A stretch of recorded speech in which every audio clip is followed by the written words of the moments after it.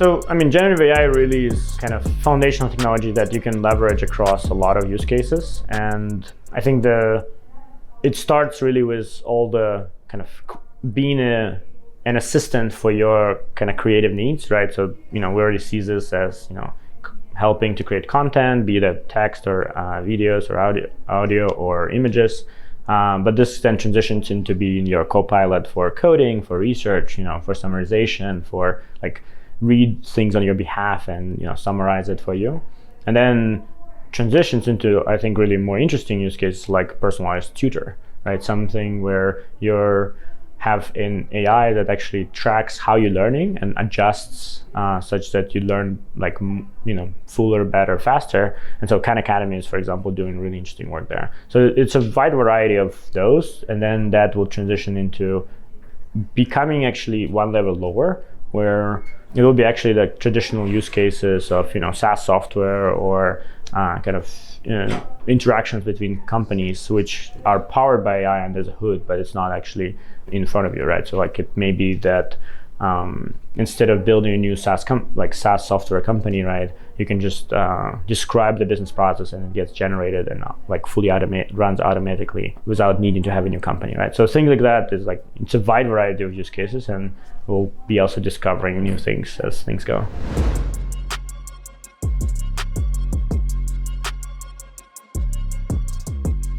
I would say, there's still a ton of investors that are looking at Web3, and I think it just matured, right? I think, and we've seen similar things happening from 17 to 18, right? It's not like the investors got away, they just became more kind of structured and really looking at kind of more fundamentals or team quality before investing. And so because of that, there's obviously less investment being made, and people are kind of evaluating projects more thoroughly than was before, as we've seen in 21. I'm optimistic for a few reasons. One is we see things actually working. Now we have real use cases that actually are better than Web 2, that are solving real business need and or providing new customer experience, right, that people didn't have before. And I don't think we've had that ever before, right? DeFi kind of showed a glimpse of this in DeFi summer, but now we actually see some of those things actually connecting to real world.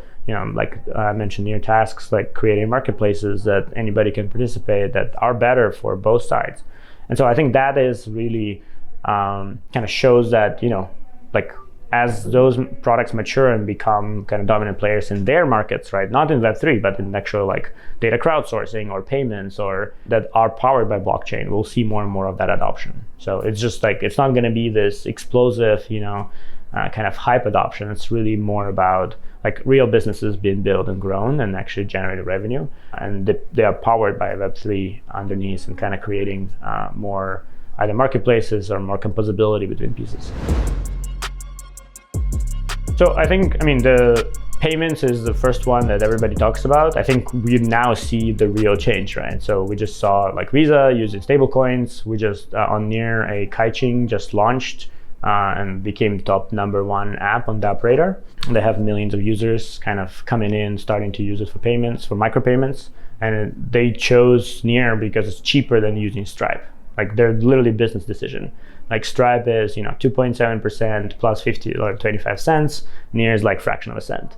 Boom, very easy decision, right? And it's 1 second settlement instead of 2 weeks.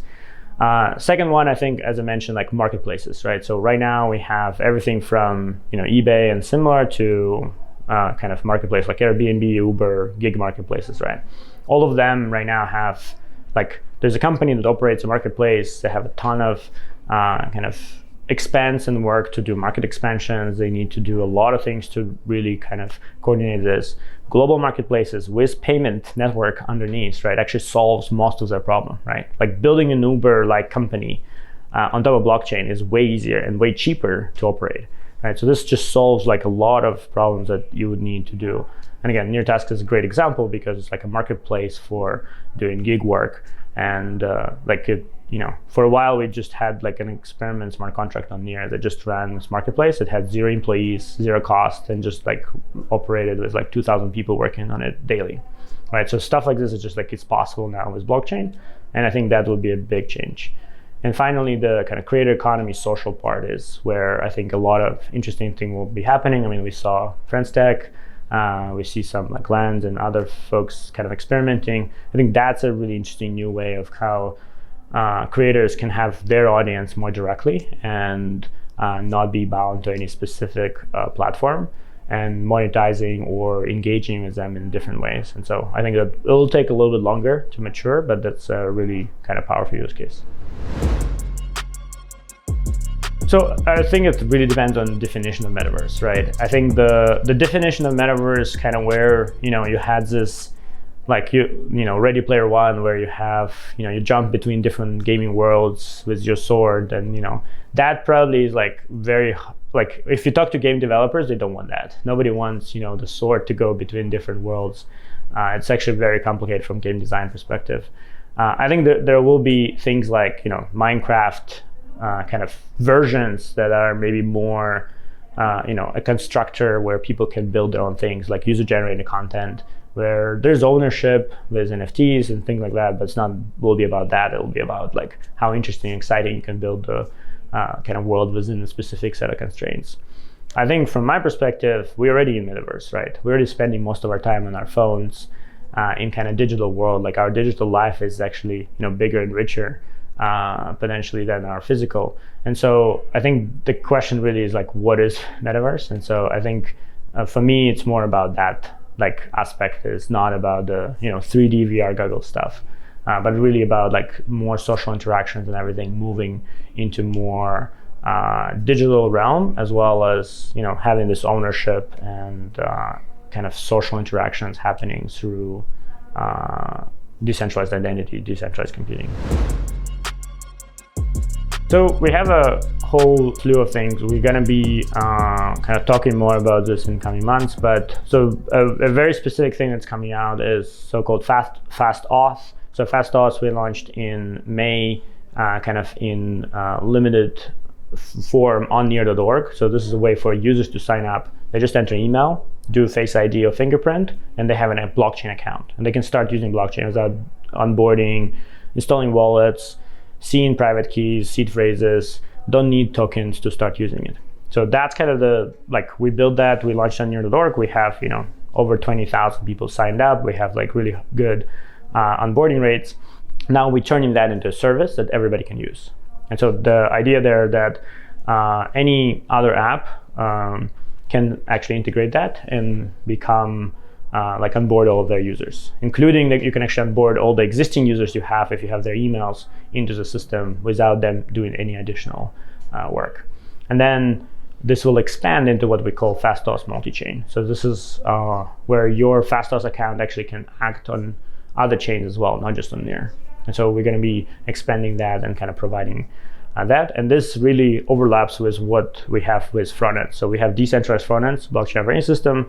And so altogether, this provides really an environment where you can build and interact with applications on different chains without users actually thinking about it. So the idea that you should be able to, just go to a website and start using app and not think about which blockchain it's on, do you have assets there, how to move them, all those things, right? It's just a kind of straight interaction. So we're building up to that, like we're having kind of this layers and pieces coming together. And so in the next 4 or 5 months, this is all maturing. Finally, on the blockchain side, we've kind of been investing in ZK and some of the interesting new things around how do we speed up the block time while actually increase throughput. So we're working on some of the new updates there, and we're going to be talking about it at NearCon in November. And the other really interesting thing that's happening is Near Digital Collective. So this is our governance framework that's being explored by the community. And so there's actually elections are in progress, and people are kind of debating and figuring out how to do governance in this decentralized ecosystems. So kind of a lot of exciting stuff across the stack, everything from the blockchain level to the community to the really interacting with apps and kind of becoming more of a entry point, right, to Web3, where anybody can come in and start using blockchain without really thinking about the technology underneath. I think kind of the point I've been making around, I think in a couple of years, we will be really thinking about the applications, not about blockchains.